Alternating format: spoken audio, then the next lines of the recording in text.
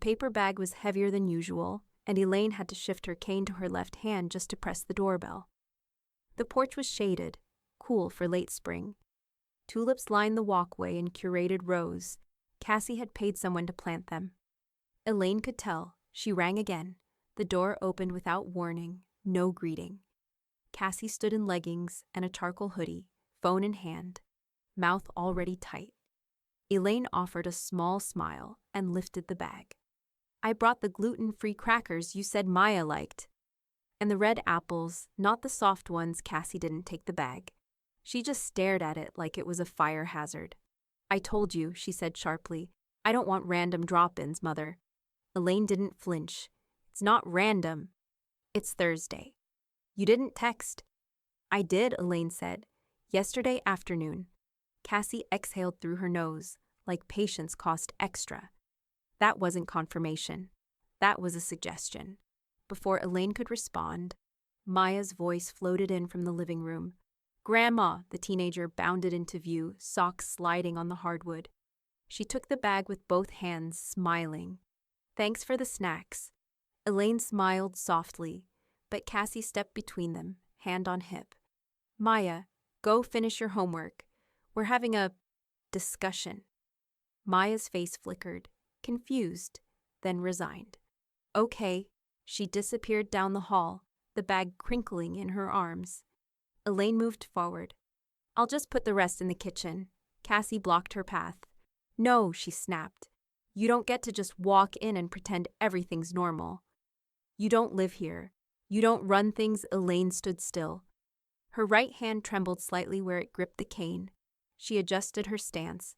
"I wasn't pretending," she said gently. "I was helping." Cassie crossed her arms. "No, you were intruding. And I'm sick of it. The comments, the hints, the little looks. Just..." She broke off, voice rising. "Stay out of my sight."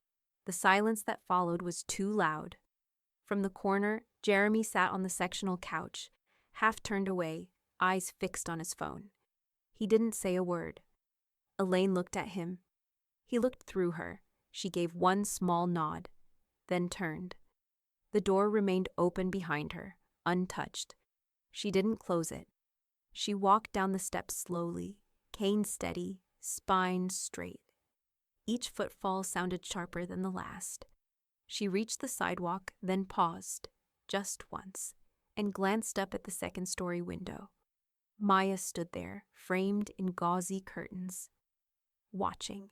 Elaine raised one hand in a small wave. Maya didn't wave back, but she didn't look away either. Back at home, Elaine set down her purse and removed her shoes with quiet precision.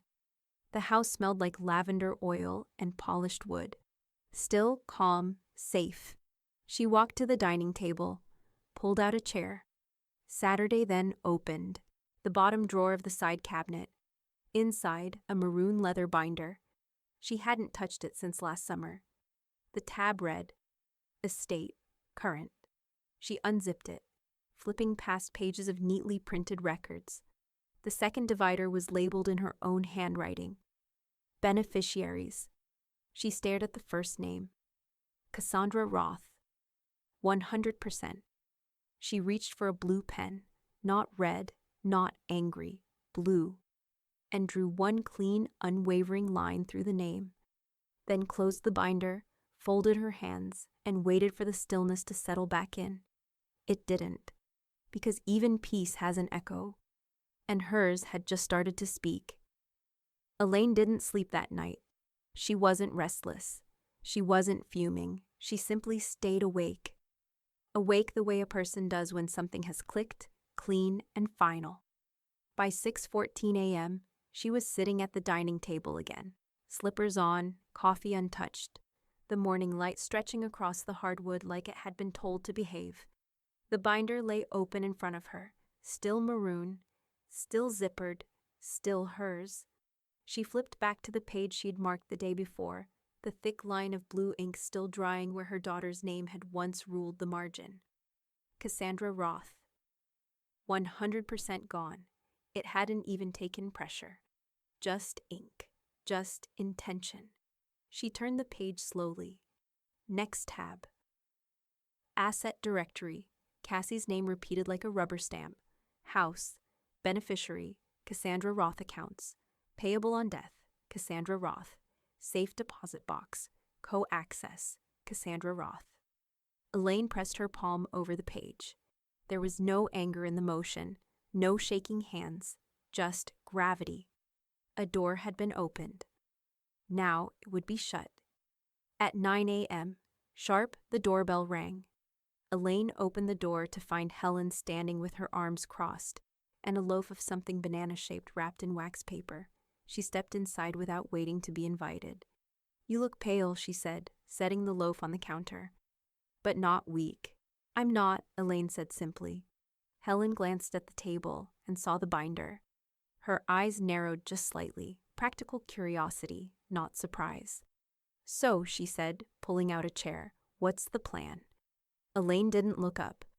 "She doesn't want me in her sight?" Helen leaned in. "Then let's make sure she's not in yours." Elaine met her eyes. "No rage, just paperwork." Helen smiled at that. "My favorite kind of revenge." They spent the next hour going line by line. Elaine turned the binder toward her friend. "Start with the house," she said. "Paid off in 2006. Title's clean." Helen took notes with a mechanical pencil, underlining twice with her thumbnail. "Bank accounts?" 2 checking, 1 savings, 1 credit union CD, all joint access with Cassandra. Revocable. Helen nodded. "Not for long." Elaine flipped to the section marked Assets. Tangible. Jewelry, heirlooms, my father's watch, the Rothschild. Ring from my grandmother, never worn it. She won't miss what she never respected. They moved on. Savings bonds, safe deposit keys, car title, handwritten instructions for the antique clock Cassie had once mocked during Thanksgiving. "Looks like a haunted time bomb."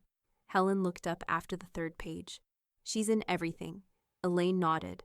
She was meant to carry it all forward. Helen leaned back in her chair. "She dropped it before you ever passed it to her." Elaine said nothing. She didn't have to. At noon, the clock chimed once. Helen stood, rolled her shoulders, and looked at the neatly itemized list they'd created. Assets, intentions, replacement names, all marked pending. "I can call Ray this afternoon," she said. "Get his intake form emailed over." Elaine nodded. "Please." Helen turned at the door. "You sure you want to go this far?" Elaine's answer was quiet but firm. She drew the line. Helen nodded. "And now you're signing it in pen." After she left, Elaine walked to the window. The frost on the patio chairs hadn't melted. The tulips she'd once complimented in Cassie's front yard looked like someone else's life now. She didn't regret delivering groceries. She didn't regret raising her daughter. She only regretted assuming those things were the same. Her phone buzzed on the table. A new email. From Ray Sandoval, Esquire. Subject: Consultation availability, estate adjustments. Elaine opened it, then smiled. Small, precise, permanent. The text came at 7:02 a.m. Elaine was buttering a slice of toast, the same way she had for 51 years. Edge to edge, clean corners, no crumbs on the plate. Her phone buzzed once. "Maya, I'm sorry for how she spoke to you. I saw your face. You didn't deserve that. I love you." That was all. No excuses, no negotiation. Elaine set down the knife and read it again. Then once more. She didn't smile. She didn't cry. But she closed her eyes, just for a second. And that was more than enough. By 8:15, the message was printed on thick ivory paper and slipped into a plastic sleeve. She labeled the folder, characters/evidence, then placed it in the fireproof drawer beneath the binder. She wasn't collecting proof to be cruel. She was building a record of who showed up and who didn't. The email from Jeremy arrived at 9:43 a.m. Subject: Checking in. Hi, Elaine. Cassie's been going through a rough stretch. Work stress, burnout, you know how it is. Things got heated the other day, and I think we should all take a breath. Maybe reset over brunch. I'm happy to mediate. Just let me know what works for you. Best, Jeremy. Elaine didn't reply. She didn't even read it twice. She printed it, filed it in a folder marked Deflections, then deleted it from her inbox. She didn't need brunch. She needed a firewall. The call with Ray's office took 4 minutes. His assistant, Melanie, had a voice like pressed linen, crisp but gentle. Yes, ma'am. We have a 3:15 opening Thursday. Would you prefer in office or remote? In person, Elaine said. Paperwork needs eyes. Understood. We'll prepare the intake and email it shortly. Do you need ADA accessible seating or parking? I have a cane, but I'm steady. Then we'll be ready. Click. Done. No back and forth. No platitudes. Just progress. Helen stopped by that afternoon, a Tupperware of lemon bars in one hand, 2 highlighters in the other. She spotted the email printouts and the growing pile of labeled folders. Look at this little fortress, she said, sliding into a kitchen chair. When Ray sees this, he's going to fall in love. Elaine raised an eyebrow. With the documents, Helen clarified. He's married, but he respects preparedness. I'm not doing this to impress him, Elaine said. Of course not. You're doing it to contain her. Helen set down the lemon bars and leaned in. Get ready. This man's contracts could stop a train. Elaine sipped her tea. I only need them to stop her. Helen tapped the tabletop. Then you're going to want full revisions, trust, POA, executor rights, healthcare directives. Strip her out root and stem. Elaine nodded. Helen smiled. Let's gut it like a bad wall socket. Looks fine until you touch it. They shared a quiet chuckle. It was the kind of laughter that didn't need joy to be real. Just recognition. At 6:22 p.m., Elaine sat at her desk, reviewing the intake form. She filled it out line by line. Under reason for consultation, she wrote, disinheritance with cause, emotional harm, verbal contempt, public. Under desired legal protections, she wrote, irrevocable trust, revised executor, alternate medical proxy, education trust for granddaughter. When she finished, she placed the form beside the binder, then reached for her journal. September 11th, 6:51 p.m. Maya said she saw my face. That was the moment. The rest is just reinforcement. She capped the pen, closed the journal, and turned off the light. Tomorrow she would walk into that law office not as a mother, but as a client, and this time she'd be the one writing people out. Ray Sandoval's office sat in the corner suite of a low-rise building that overlooked the Sound. The windows were tinted, the furniture was mid-century but unfussy, and the lighting was soft. No overhead glare, just tall lamps and one slow-moving ceiling fan that made the room feel like it could keep a secret. Elaine arrived 10 minutes early. She always did. Melanie, the assistant, took her coat, offered her a glass of water, and said, he'll be with you shortly. Elaine took the seat by the window and crossed her ankles, binder in her lap, folders arranged by priority. She didn't need to practice what she was going to say. She had already lived it. Ray entered the room like someone who'd already read the entire book but wasn't going to skip a single page. Soft-voiced, trim gray suit, no wedding ring, just a sleek titanium watch, and the kind of calm that didn't need to be announced. Ms. Croft, he said, offering his hand. You've done your homework. Elaine passed him the binder. This isn't homework, she said. It's prevention. He opened it carefully, flipping through with the patience of a man who understood that most damage began quietly. Asset directory, he said, nodding. Ownership clean, transfer ready. He paused on the next tab. Co-access with your daughter? Elaine nodded once. Was. Ray raised an eyebrow but didn't comment. He kept reading. She waited. Not nervously, deliberately. Finally, he closed the binder and leaned back slightly. You're not cutting her out because of a bad week. Elaine shook her head. I'm cutting her out because she told me to stay out of her sight. I plan to honor that. Permanently, Ray tapped his pen once. I recommend an irrevocable trust, drafted today.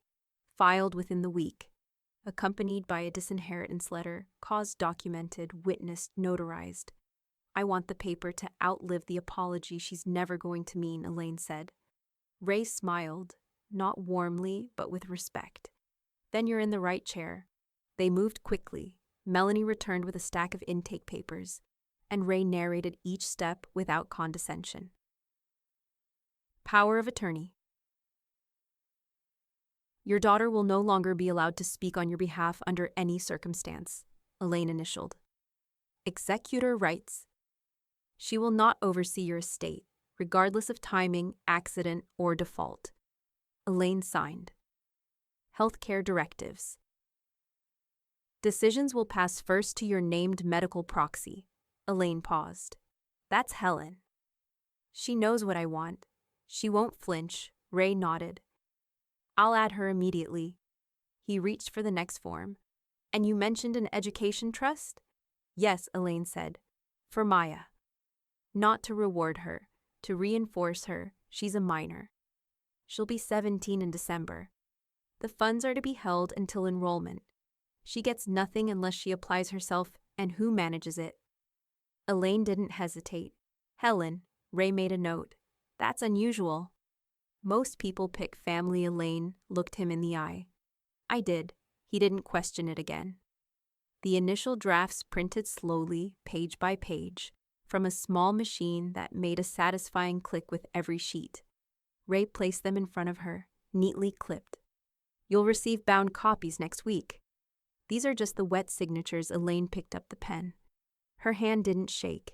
She signed her name 7 times. Each line felt quieter than the last, but more powerful. Ray watched her finish, then said softly, Once this is sealed, it's bulletproof. Elaine sat back, folded her hands. That's the goal.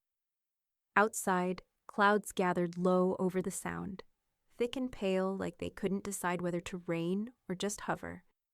Elaine stood slowly, cane in one hand, her folder in the other. Ray held the door.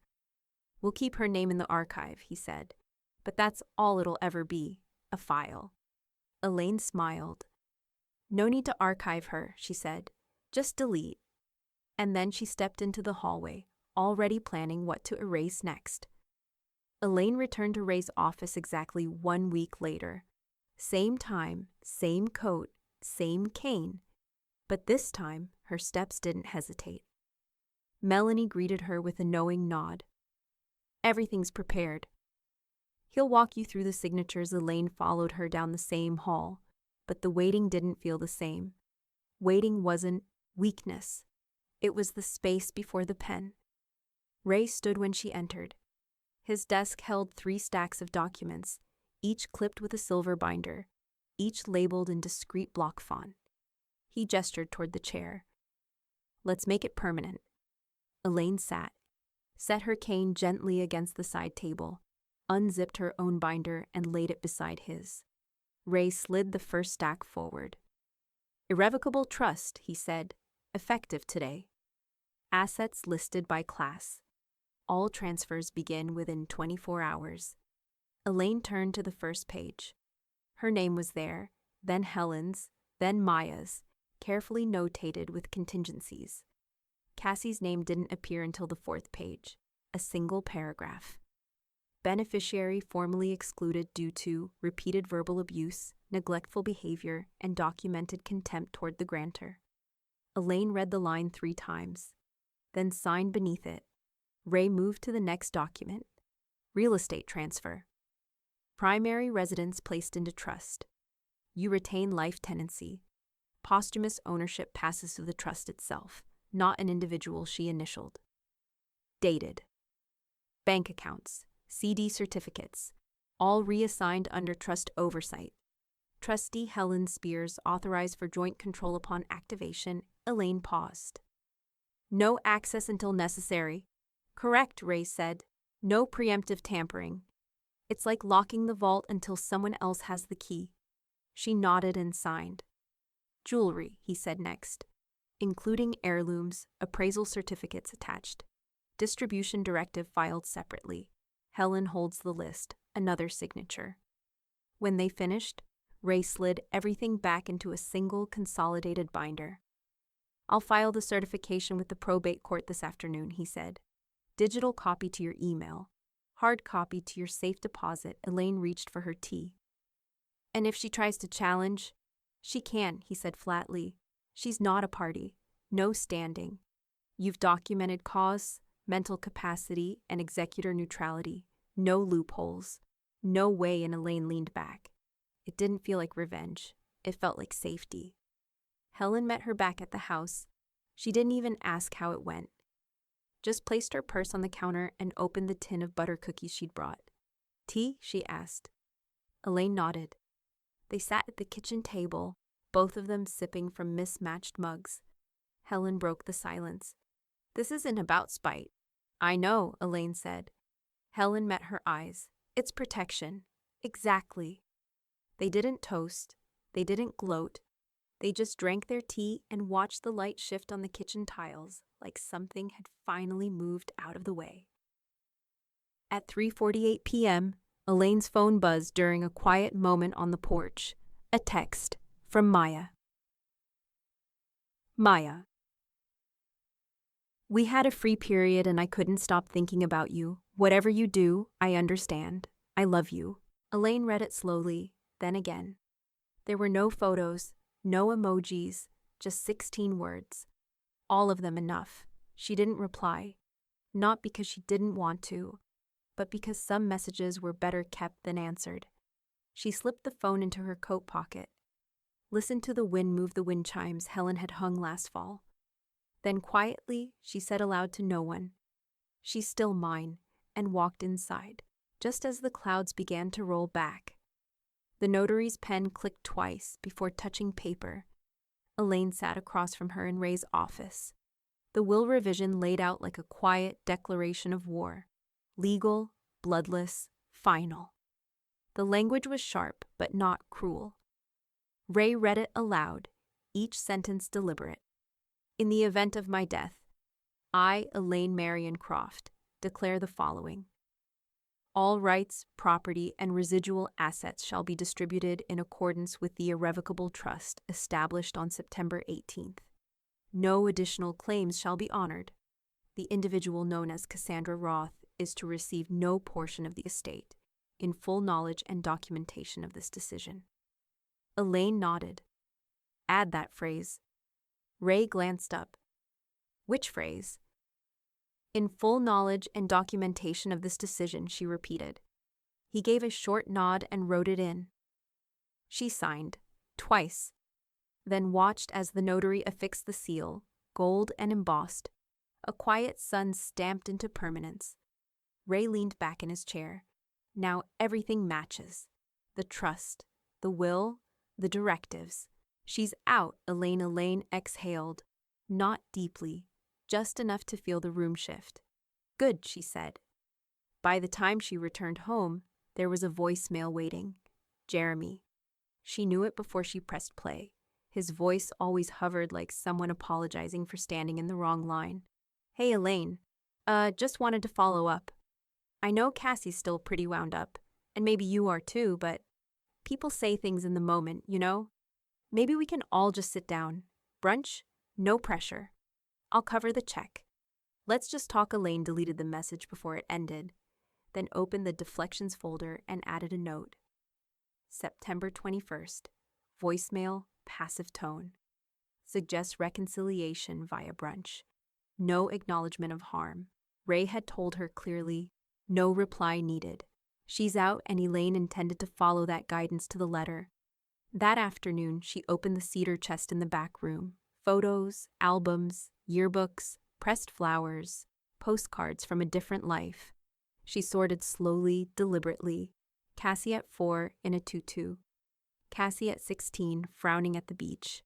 Cassie with Maya as a baby, holding her like she might drop her. Elaine stared at that one the longest, then slid it into a shredder, not out of rage, but because keeping it meant still hoping something would change. She didn't need hope, she needed peace. She kept exactly one. Photo, Maya, age 9, curled on Elaine's couch, reading a book upside down with her socks half off. Elaine smiled and tucked it into a frame beside her journal. That one was real. That one stayed. At 4:10 p.m., Helen arrived with a manila folder under her arm and a determined glint in her eye. "I made a burn folder," she announced. Elaine raised an eyebrow. "A what?" "Backup for Ray. Pre-written statements, timestamps, logs. Just in case they try to contest anything down the line. It's not public, it's fireproof. But if it comes to court, this'll make them wish they'd stayed quiet." Elaine accepted the folder and leafed through the pages. Her own quotes, dated. Journal entries, Cassie's text messages, Maya's apology, the voicemail transcript from Jeremy. "Well," Elaine murmured. "You certainly don't do anything halfway." Helen shrugged. "Spite-proofing isn't a half-hearted craft." Elaine slid the folder into the cabinet drawer, then paused. "Do you ever feel like you're going too far?" Helen looked her dead in the eye. "No, I feel like they don't know how far we'll go." Elaine smiled, not out of satisfaction, but relief, then reached for her journal. September 21st, 6:03 p.m. She'll never read this, but I need it said. I didn't erase her for failing me once. I erased her because she thought I'd forget. I never forget she capped the pen. And from the living room came the soft buzz of her phone. Another voicemail, this one from Cassie. She didn't listen. She pressed delete and poured herself a fresh cup of tea, not out of habit, but because she'd earned the quiet. The message came in the middle of a quiet Saturday. Elaine was clipping the dead heads off her lavender when her phone buzzed twice. "Maya." "She doesn't know I heard, but she called you an ungrateful old woman, loud enough for Jeremy to hear. He didn't say a thing, just kept rinsing dishes." Elaine didn't sigh, didn't frown. She simply lowered the clippers, wiped her gloves against the apron, and sat on the porch steps. The sky was overcast, low and gray, but still, like a lid on something boiling down. She stared at the phone for a moment, then opened her journal. September 23rd, 2:11 p.m. You only get called ungrateful when you stop handing out what they never earned. I am not angry. I am awake. She closed the cover and let the silence wrap around her like armor. That Monday, Helen arrived with a small metal key ring and a fresh folder labeled SAFE/ACCESS. They sat at the dining table, daylight crawling in slow across the runner. "You'll need to update the authorized users at the bank," Helen said, tapping the form. "You and I stay." Cassie's name is struck, Elaine signed. "We'll walk it in this afternoon." Helen slid her a second document. Also added a biometric lockbox for home. For originals. Keeps the rats out, Elaine smiled at that. Literal or metaphorical? Helen didn't blink. Both. That afternoon, after filing the paperwork at the credit union and having her thumbprint registered, Elaine stopped at the corner cafe for a cup of chamomile. She was stirring honey into her cup when her phone buzzed. A Facebook notification. Cassandra Roth posted a new photo. Elaine clicked it open. It was an old family picture, Elaine, Cassie, and Maya at a fall fair, smiling around matching scarves. The caption was clean, curated, and sharply barbed. Greater than forgiveness matters. People forget that there were 37 likes and 6 comments, all some variation of "so true," "strength," and "proud of you." Elaine stared at it a long moment, then opened Messenger, typed 6 words. "I remember everything. You chose this." She didn't wait for a reply. She didn't expect one. That night, she shared the post with Ray. Subject line, "Deflection attempt, public misrepresentation." Within the hour, he replied, "I've seen worse, but this is good. They're nervous. That's useful." Elaine read the email with a kind of quiet certainty. Not satisfaction, more like recognition. They weren't trying to reconnect. They were trying to revise, and Elaine knew how to preserve an original. At 9:07 p.m., she made tea, the kind Maya used to call sleepy potion. She sat by the window, watching the neighbor's porch light flicker, then reached for her phone one last time that night. No new messages, no voicemails, but in her email inbox, tucked between a digital receipt and a gardening newsletter, was something unexpected. Subject: Essay draft. College application. From Maya Roth. Elaine's thumb hovered over the subject line. She didn't open it, not yet. Instead, she whispered to herself, steady, firm, unflinching. She doesn't need permission to grow up. Just room, and then she clicked it open. The smell of printer ink and old coffee filled Ray's office as Elaine pressed her initials next to one more clause. Preemptive care directive. In home only, Ray read aloud, underlining it with his pen. Care decisions remain exclusively with the named trustee, Helen Spears. No nursing facility unless ordered by 2 independent physicians. No contact. From disinherited family permitted without trustee approval, Elaine tapped the page. That one's for me, Ray nodded. And this one, he flipped to the next document, is for Maya. He slid the form closer. Emergency trust release, successor activation by sole discretion. Maya Roth. Elaine's mouth thinned, but her eyes were clear. She'll know when it matters. Ray leaned back. Only she can trigger it, not Helen, not me. It's a final safety lock, Elaine signed. The pen glided like it had memorized her signature. She had rewritten her life in ink. Now it was sealed in law. 2 days later, Helen walked in holding her phone with her thumb on the speaker icon. You need to hear this, she said, not sitting. Cassie's voice filled the kitchen, sharp, commanding, rehearsed. Look, I think we all need to come together and talk. Mom clearly needs support, and I've scheduled a little intervention. Nothing dramatic. Just a conversation. She's not thinking clearly. Elaine stirred her tea. When? This Sunday. Elaine's tone didn't shift. Declined.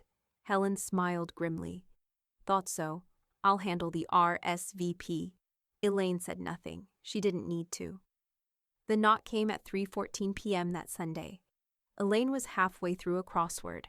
Helen opened the door before Elaine could reach for her cane. Jeremy stood on the porch in business casual desperation. Khakis, buttoned down, no tie, eyes darting like a man who couldn't decide whether to apologize or sell insurance. Hi, Helen, he started. I just wanted to. Helen raised a hand. You're not on the list. I think we should talk. She lifted her phone and tapped the voice memo app. Recording has started. You have 10 seconds to leave. He blinked. Is this really necessary? Helen didn't blink back. You scheduled an ambush and called it care. That's not concern. That's manipulation.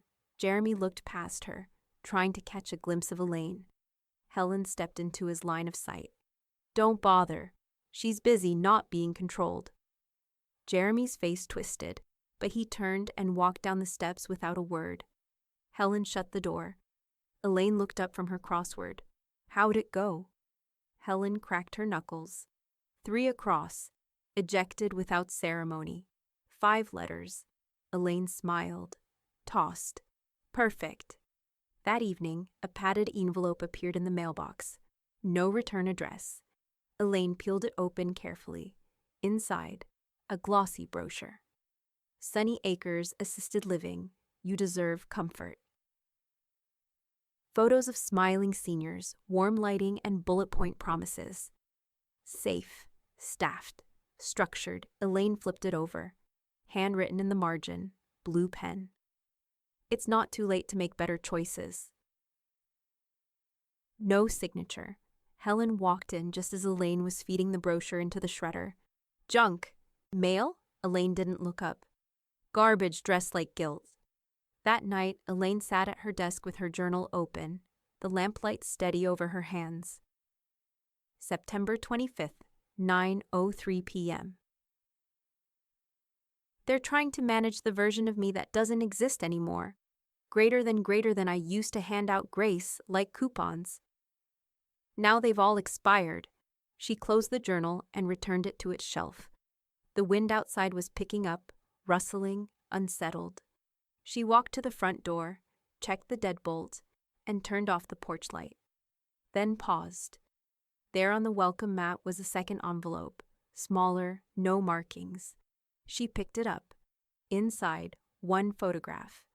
A blurry, recent picture, Elaine in her backyard, trimming rose bushes, taken from the street. She held it for a long time, then turned it over, blank. But silence can scream too. And this one did. Elaine turned off the hallway light and whispered, not afraid, just resolved. They forget I did logistics for 40 years. Ray's email landed in Elaine's inbox at 6:07 a.m. Time-stamped, PDF attached, subject line clipped into surgical formality. Formal cease and desist, Roth interference, financial. Elaine opened it over tea, the steam curling as she scrolled. To Cassandra Roth, any further attempt to access, redirect, or question the protected assets, holdings, or legal decisions of Elaine Marion Croft will be treated as interference and met with formal action. This includes verbal pressure, third-party coercion, or digital subterfuge. Beneath it, Ray's full name, bar number, and a second attachment. Time-stamped screenshots of Cassie's late-night login attempts on the old joint bank account. Elaine didn't flinch. She flagged it for records, filed it into the binder, and smiled once, with no audience. By 9:30, she was at the clinic. The check-in nurse smiled, clipboard in hand. Just need to confirm your emergency contact, she said, breezy. Elaine tapped her cane once against the floor. Helen Spears. Phone number ending in 8124. Got it. The nurse flipped the page. Medical power of attorney. Elaine handed over the form, already notarized. It's registered with my attorney, and now with you. Cassie Roth is no longer on my contact list. For any reason, the nurse blinked. Understood. Elaine didn't explain. Clarity doesn't require commentary. By midday, Cassie's number was blocked across every line. Mobile, landline, even Elaine's garden service, where she once tried to check in under the pretense of scheduling weed control. Now all calls went to Ray. Helen had the scripts ready, and Elaine had peace. Not silence, peace. There's a difference. That afternoon, Maya arrived with a tray of lemon cookies wrapped in a school napkin. Elaine opened the door herself. Maya didn't speak at first, just held out the tray like it was a question. Elaine took it gently. You're the only thing that stayed kind. Maya's eyes shimmered, but she didn't cry. I made them in home economics. They're a little uneven. Elaine broke one in half. So is healing. They sat together in the sunroom, sipping mint tea and talking about everything that wasn't Cassie. Homework, colleges, a boy named Jalen who liked frogs too much. Elaine listened. Every word mattered, not because it was urgent, but because it was honest. At 4:10 p.m., Elaine and Helen met at the rented storage unit. Climate-controlled, double-locked, and anonymous. Inside, 3 plastic bins, one for documents, one for heirlooms, one for the things Cassie had always assumed she'd inherit. Elaine handed Helen the keycard. I want it somewhere she'll never think to look. Helen closed the door with a soft click. They won't find a door that opens. Elaine nodded. Because there isn't one anymore. That night, she opened her journal. September 26th, 9:41 p.m. They planned their takeover like I'd stay docile. They forgot I ran compliance for 4 decades, greater than I built systems, greater than I'm a system. And now they're shut out of it. She capped the pen, just as her phone lit up, an alert from her credit monitoring app. Attempted access detected, restricted account blocked. Elaine didn't even reach for the phone. She just let it buzz out its own futility. Outside, the sky had cleared. Inside, her house was a fortress. Her will was law. Her name, unswayed. And somewhere, behind the walls they tried to break, she was still rebuilding. Not from loss, from escape. But just before bed, one more message came in. Private, anonymous, a text, just 3 words. "You'll regret this." Elaine stared at it, didn't delete it, didn't respond.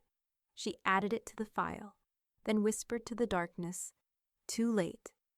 Ray's folder landed on Elaine's dining table with a thud, not heavy with paper, but with certainty. "Here's what you asked for," he said, flipping open the tab. Every exit sealed. Elaine set down her tea and leaned in. No hesitation, just precision. Ray pulled out the top layer, 2 letters on medical letterhead. Capacity confirmations. Your GP and Dr. Johar, the neurologist, both affirm full cognitive clarity. No signs of coercion, no memory impairment. Elaine adjusted her glasses. They both said I was sharper than their interns. Ray didn't smile, but he nearly did. I'd believe it. He moved to the second section. "This one's louder." Elaine raised an eyebrow. "The cause file," he said, tapping it. "Chronological and documented. Texts, voicemails, bank logs. Your journal entries woven between." Adding tone to fact, Elaine opened it briefly. Inside, printed screenshots, notarized entries, redacted contact logs. The spine of the binder almost creaked. "Tell me the backup is off-site," she said. Ray nodded. 2 digital copies, encrypted. One in my safe, one on cloud access Helen controls. Let them come. Elaine closed the folder gently, like she was sealing a vault. They already did.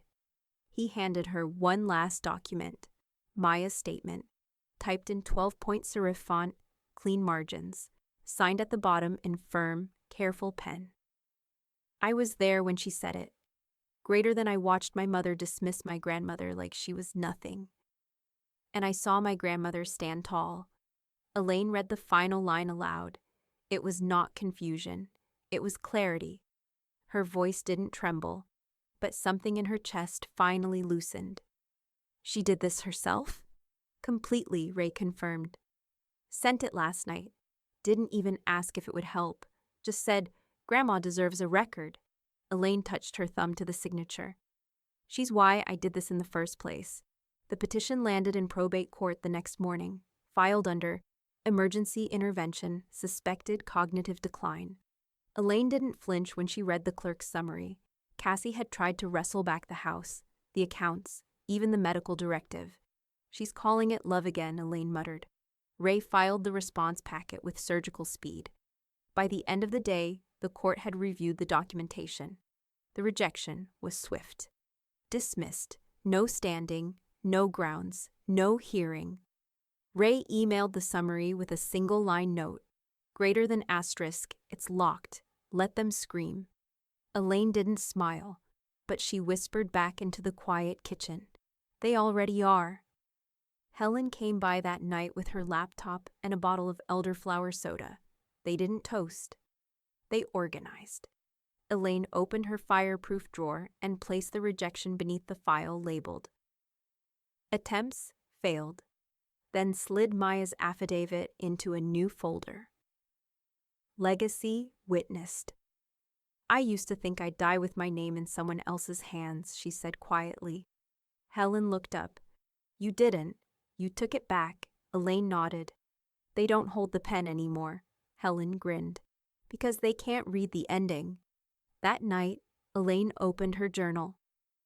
September 27th, 8:46 p.m. She challenged the version of me that forgot, but I remember everything. And now, so does the law. She closed the cover, turned off the lamp, and just as she reached for the curtain to close it, something caught her eye. Headlights, paused at the end of her driveway. Engine idle. Elaine didn't step back. She stared through the glass, steady. The car reversed slowly, disappeared down the street. She closed the curtain, turned the lock, and whispered, to no one in particular, "Watch all you want. You still don't get in." Elaine read the post 3 times before speaking. Cassie's photo was old, one of those grainy, oversaturated memories, pulled from a feed 10 years too late. The caption beneath it burned with artificial warmth. She raised me. She loved me. Now she's lost. It's heartbreaking to see someone fade and not even know they're gone. Comments poured in like sap on hot pavement.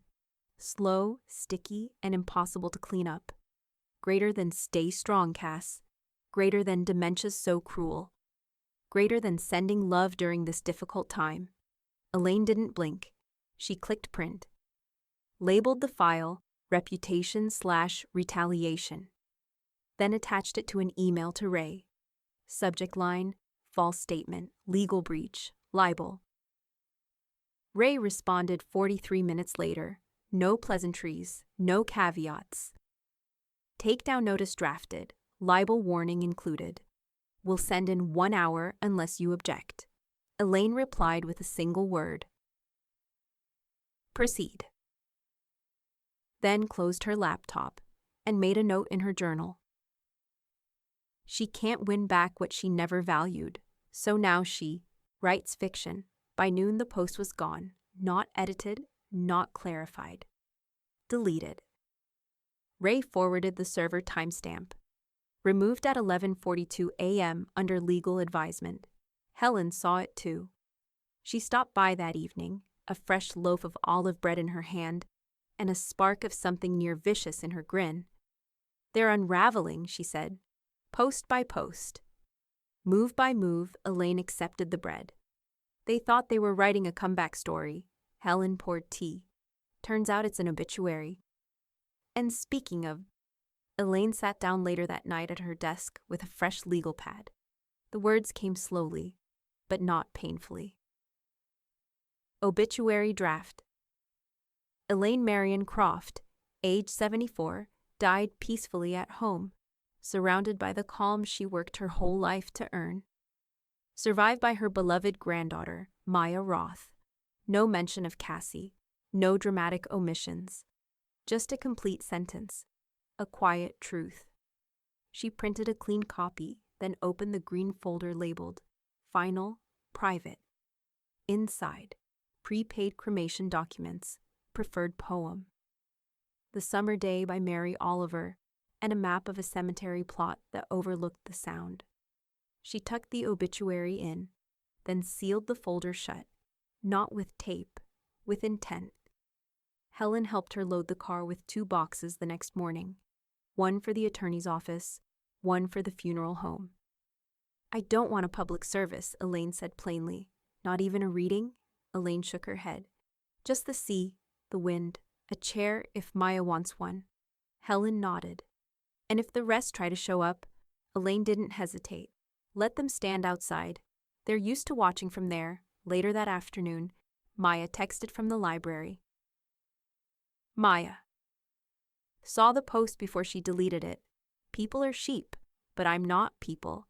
Elaine replied with only a heart, not an emoji, a single character typed out. It was their code, not for affection, for loyalty. That night, a second message arrived, this one from an unfamiliar number. Unknown. You think you've won, but families don't end like this. You'll see. Elaine didn't delete it. She added it to the threats folder, then turned out the light, laid her head against the pillow, and let the stillness hold her. Victory doesn't always sound like cheering. Sometimes it sounds like silence, finally earned. But at 2:14 a.m., the doorbell rang. Once, sharp, insistent. Elaine opened one eye, listened, and smiled. She didn't get up, because she already knew the cameras were rolling, the locks were set, and the story wasn't theirs to tell anymore. Elaine dipped the pen in blue ink, not black, not digital. She wanted this last touch to be seen. Final page, Ray said, his voice as even as ever. Living trust, amended. College fund, expanded. Maya's full tuition is covered, plus room, board, and books. Indexed for inflation, Elaine nodded as she signed. Her name looped with perfect control, no tremor, no hesitation. Effective immediately, she asked. Ray nodded. Filed, reviewed, passed. The state acknowledged all documents this morning. Probate shield is in place. No one can touch it. He slid over the final packet, thin now, elegant. The legal weight had already been moved to the safe, the cloud, the law. Elaine touched the embossed corner gently, like it was a hand she'd finally let go of. Cassie's name, she asked. Nowhere, Ray confirmed. Erased without redaction. Not even a footnote. Elaine folded the cover shut. Not harshly, deliberately. Outside, the sun was soft, September's quieter warmth. Elaine knelt in the garden bed beside the porch, hands in soil, wrists steady. The roses were young, barely past root shock, but they were hers, not a gift, not a relic. A beginning. She planted 3 new ones, deep red, soft cream, and a blush pink Maya had picked from the catalog weeks ago. No markers, no names, just petals and space. As she tamped the soil around the final root ball, a hum escaped her lips. Not a song. A sound older than that. The kind of hum that comes from finishing something hard and beautiful. Helen appeared just before noon, 2 iced teas in hand. She handed one to Elaine, then crouched beside her in the dirt. They look good, Helen said. Rooted. Elaine took a sip. Like me. Helen wiped sweat from her brow with the back of her wrist. Everything's filed, signed, sealed, she said. Nothing left but rest. Elaine glanced at the roses, then at the porch, then at the sky. I don't think I'll rest, she said. But I'm not bracing anymore, Helen smiled. You're free. Elaine didn't smile back. She just breathed, the kind of breath you take after the storm, when nothing's chasing anymore. Back inside, Elaine opened the green folder one final time. The final / private hut label now matched her state of mind. She slipped in a single new photo, Maya and her, laughing under a canvas umbrella, lemonade between them, a college brochure open on the table. She didn't frame it. She didn't share it. She just saved it. Later, she sat with her journal open, pen in hand. September 29th, 4:22 p.m. There was a version of me who apologized for needing boundaries. She is gone now. In her place, a woman who understands love and safety are not the same thing. Greater than I chose safety, and I do not regret it. She closed the journal, returned it to the drawer, and this time, she didn't lock it. As the sun dipped low, Elaine stepped onto the porch, sat in her favorite chair, and listened to the wind thread through the chimes. The roses had taken, the papers were sealed, the house held no ghosts, just light. Her phone buzzed once, a photo from Maya, her acceptance letter, captioned simply, "You made this possible." Elaine exhaled slowly. A single tear slipped, but not from sadness, from confirmation. She replied, "No, you did," then stood, poured the last of the iced tea over the porch railing into the soil below, and whispered to the earth, "This is where I begin again." Inside, the silence wasn't empty. It was earned. Elaine stared at the envelope for a full minute before touching it. It sat on top of the morning's mail, like it didn't belong there, flimsy, cream-colored, handwritten in looping script she hadn't seen in months, no return address. But the handwriting was unmistakable. Cassie. The slant of the sea gave it away. The little swirl under the Y. The fake softness of someone who still believed cursive could disguise cruelty. Elaine didn't open it. She didn't even take it into the house. She stepped back onto the porch, fetched a black Sharpie from the kitchen drawer, and scrawled 3 words across the front. Refused, returned to sender. The ink bled slightly on the cheap envelope. She didn't mind.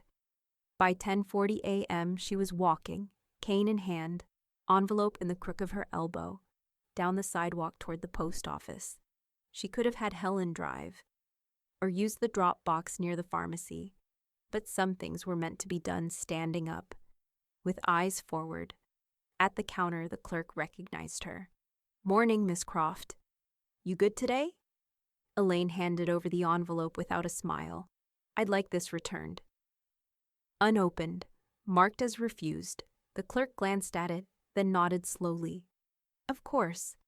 He placed a stamp on the front, tapped a small barcode into the system, then slid it gently into a bin behind the desk.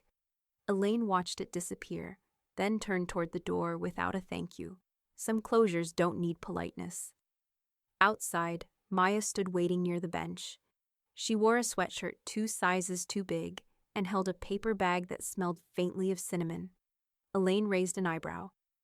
Snickerdoodles, Maya said. Figured it was a cookie day. Elaine accepted the bag. Maya didn't let go of her hand. I love how clear you are, she said quietly. Elaine paused, not to process the compliment, to absorb the truth inside it. She squeezed Maya's fingers. It took too long to get here, but you got here, Maya said. That's what matters. Back home, Elaine moved with deliberate calm. She poured a glass of lemon water, sat at her desk, opened her journal. September 30th, 1:03 p. The card came, I didn't read it. The temptation is the lie, that anything inside would undo what she's already done. I don't need her apology, greater than I needed my boundary. Today, final break complete, she closed the journal and didn't sigh. She simply felt lighter. An hour later, Ray called with the final bank. Confirmation. All account titles updated. Digital trust interface complete. Maya's tuition dispersed to the educational grant account. You're locked, sealed, and protected. Elaine didn't ask for proof. She didn't need to. Ray's voice only spoke in certainties. I appreciate it, she said. You did the work, Ray replied. I just wrote it down. She moved the green folder to the back of her cabinet, then went to the kitchen, opened a fresh box of tea, and brewed 2 mugs, one for herself, one for Helen, who knocked precisely 6 minutes later. Got your text, Helen said. It's done? Elaine handed her the mug. I returned the card. Helen blinked, then let out a single laugh. You really did it.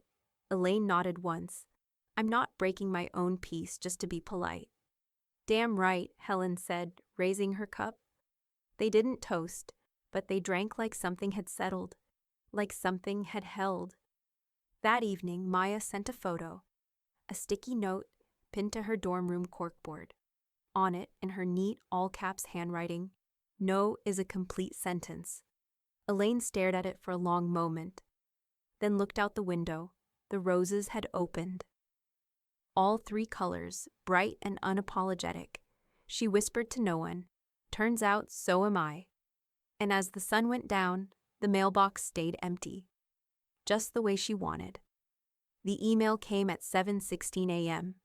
Subject, appeal review, final disposition, sender, a superior probate division. Elaine clicked it open without hesitation. The ruling was only 4 lines long.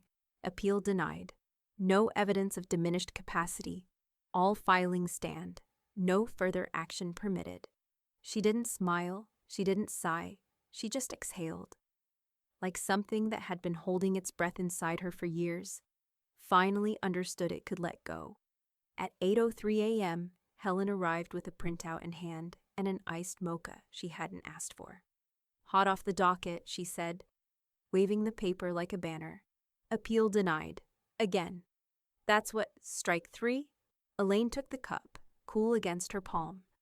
They're not swinging anymore, she said. Just falling. Helen tucked the ruling into a file folder, marked in thick pen. Attempts, dead ends. Then, with a small smirk, added, one for the scrapbook. By mid-morning, Elaine was updating her contact information across accounts. Online banking, medical profiles, emergency alerts. The form from her primary clinic sat on the kitchen counter, half-filled. She finished it neatly. Primary emergency contact, Maya Roth. Secondary, Ray Lynn, Esk. Tertiary, Helen Spears. She didn't list Cassie, didn't even consider it. The line where her name once lived was now white space. And that space was safer than her presence had ever been. At 12:15 p.m., the phone didn't ring. The door didn't buzz. There was no anonymous mail, no new message, no veiled threat. Cassie had gone quiet. A silence not from resolution, but from the exhaustion of failure. Elaine sipped her tea by the front window, watching two robins argue over a patch of seed near the rosebed. "They fight like it matters," she said aloud, and then added more quietly, "but they leave when it's done." She admired the logic in that. That afternoon she pulled out her journal. The lines were neater now, more spacious. Not because she had less to say, but because she no longer wrote from urgency. She wrote from clarity. October 2nd, 2:47 p.m. Silence is a funny thing. It can feel like absence or like peace. Today, it feels like freedom. They tried to say I was broken. But it was their reflection they were looking at. She never had power. Just noise. Elaine capped the pen and left the journal open this time. Not for exposure, but for ease. Some things don't need to be hidden once they've been honored. At 4:34 p.m., her phone buzzed once on the side table. Maya. Got in. Full ride.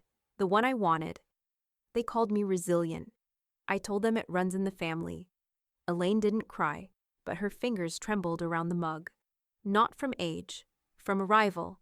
She typed only 2 words in reply. You bloomed. No exclamation mark, no emoji. Just truth. At dusk, Helen returned briefly with a box of pears from the co-op. They didn't talk about the court.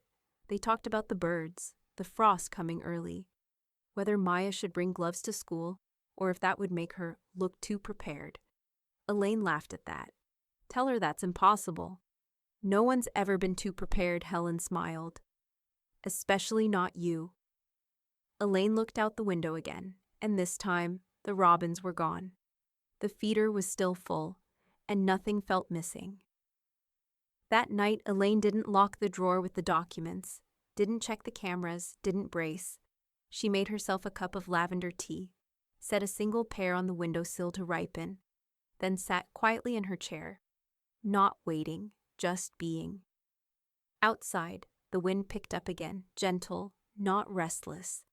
Inside, a house no longer under siege, but under her own name. She whispered to the room, "She's finally quiet." And let that be enough.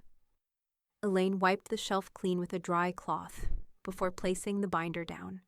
Not because it was dusty, she kept this room immaculate, but because she wanted no interference between clarity and permanence.